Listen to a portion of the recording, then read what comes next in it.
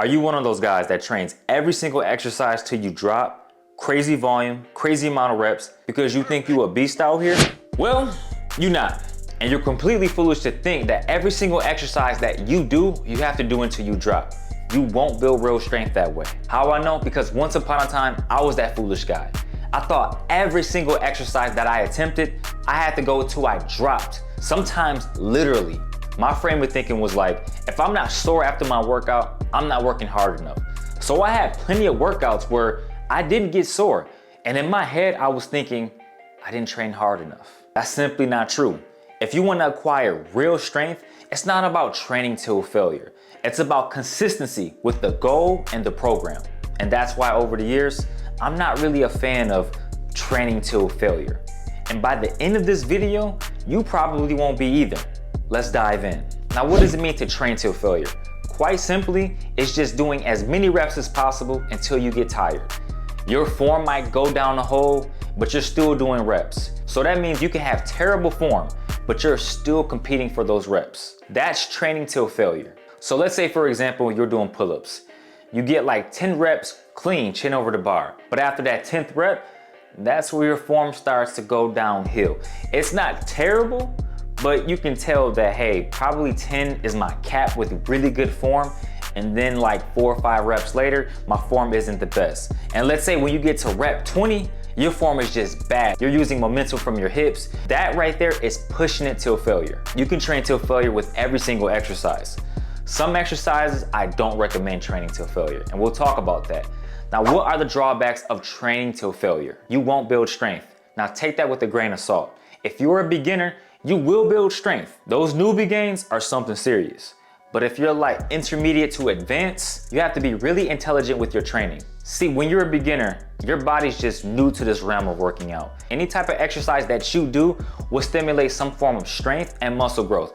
Regardless if you're doing like 5 reps or if you're doing like 20 plus reps, you're gonna build strength quite easily compared to the person who's been working out for like 2 to 3 years. The person who's been working out for years has to be a lot more intelligent and safer when it comes to training. So training till failure with weighted pull-ups isn't the best approach if you want to build strength, because ultimately it's gonna lead to some form of fatigue in your muscles as well as in your central nervous system. That was a big issue for me for years. When I was training, let's say 2 or 3 years ago, I was training till failure. My program throughout the week would look like 2 or 3 killer upper body workouts a day. I'm talking like 3 or 4 days out of the week. I would have my main workout, then I will work out with one of my clients who wanted me to work out with them, and then I will also do my YouTube video. So you're talking about like 2 or 3 killer workouts in a day. And I'm thinking I'm just beasting out here. And then I wonder why I wasn't building strength like that. The work capacity was great, but I was fatigued. I didn't know my body was really tired. I would wake up feeling pretty good, but I would wonder why I'm not putting on strength. How come I'm not getting stronger? It's all because I was fatigued. I didn't pay attention to those cues my body was telling me. Waking up throughout the night, not feeling recovered, but you still push through because you tell yourself I'm motivated. Because that's the mindset, training till failure, especially in calisthenics culture. The goal is to do as many push-ups, pull-ups, dips, squats as much as possible. But when it comes to building strength, you won't build strength that way. Now, what's the better option to do? It really depends on your goals. If you want to acquire strength, don't train till failure. This is applying to my intermediate to advanced guys. If you're a beginner, train till failure. Don't do it every single time, but do it periodically. If you want muscle endurance, train till failure. That's why my muscle endurance was so good, because I was training till failure. I would do as many muscle ups as I could. It was all within the same hour or hour and a half of training. My work capacity was crazy. I could do tons of volume, tons of reps. But when it came to increasing the weight, my body couldn't rise to the equation. Because for example, I can muscle up 15 pounds for like, I don't know, 5 to 8 reps. But when I was going up to like 35, 45 plus pounds, my body couldn't rise to the occasion because my body was fatigued from all that training till failure. And I'm not talking within the same day. I'm talking like 2 or 3 days. After getting away from failure, my body still said, we're not gonna improve your strength. See, that's why I always say, strength is a technique. If you want to acquire more strength, you have to give your body a reason to adapt and to grow stronger. If you're training till failure pretty frequently, then you're gonna be releasing a lot of cortisol. If you have a lot of cortisol within your bloodstream, your body's in fight or flight, and it's gonna be in fight mode. And if it's in fight mode, it's not gonna recover. That's why you have to give your body a proper reason to grow stronger. So rather than train to failure pretty frequently and wonder why you're not getting stronger, like me, if you decide to train to failure, don't do it often. Your body needs proper rest. So when you're training to acquire more strength, leave reps in the tank. Maybe go like 70, at the most 75% of your 1 rep max. You can do that pretty frequently throughout the week. You can't go 90% of your 1 rep max every single day. That's just a recipe for disaster in the long run. Within the first 6 months, I had a pretty decent straddle planche. Fast forward 5 to 6 years later, I still have a straddle planche. It's crazy because you would think after all that time of training, I would have had the full planche press into a handstand, back into a full planche push-up. I don't have any of those because I foolishly and deliberately damaged my body over the years. All because I'm thinking that I'm just this crazy workhorse where I can do a crazy amount of reps and not realizing that to acquire strength, you want to leave reps in the tank and you only want to keep it within a certain percentage, 60 to 75%. And with planche, yeah, it's a technique, but it's overwhelmingly a product of strength. If you can't full planche, you don't have the strength. So after all of these years of training, I finally figured it out. Despite the fact in my early 20s, I was able to bench press 325, 335 for a rep or two.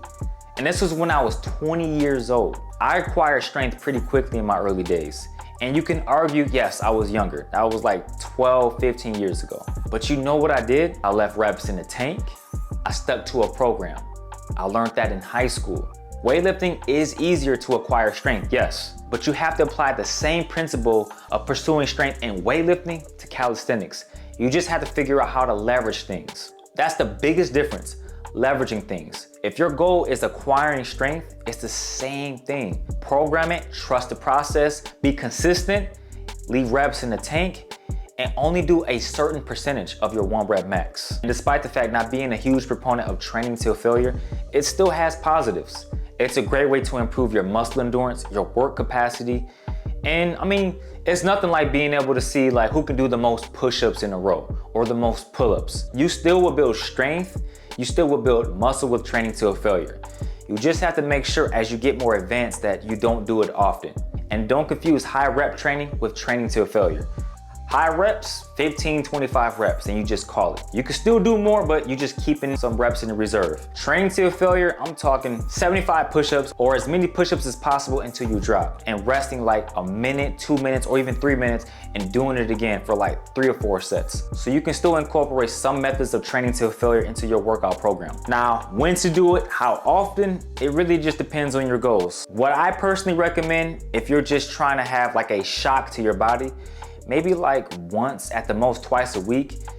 I wouldn't do too much. Over the years, I have become a little bit softer in my approach to training, meaning like, I don't think you have to just be a workhorse every single time you work out. No, leave reps in the tank. Back in my day, yeah, work till you drop. But nowadays, just take it slower. Be consistent, trust the process, and be consistent with the program. Again, I'm not saying it's wrong to train till failure. My biggest pet peeve with failure training is doing it often. Don't be afraid to train till failure. Just make sure you approach it safely and intelligently. Don't make the same mistake I made trying to accomplish the full planche and it's taking you about 5 to 6 years. I'm not so hell-bent on like, I have to get there at a certain time. Now I'm just enjoying the process of training, not worried about so much when I see guys on social media just performing the full planche. I'm just going at my own pace and I'm enjoying the journey. And that's what I want you guys to do as well. Hopefully you learned something. Don't kill yourself when you train. If you enjoyed today's video, make sure you guys smash that like button. Most importantly, make sure you guys are properly subscribed. I'll see you guys next video.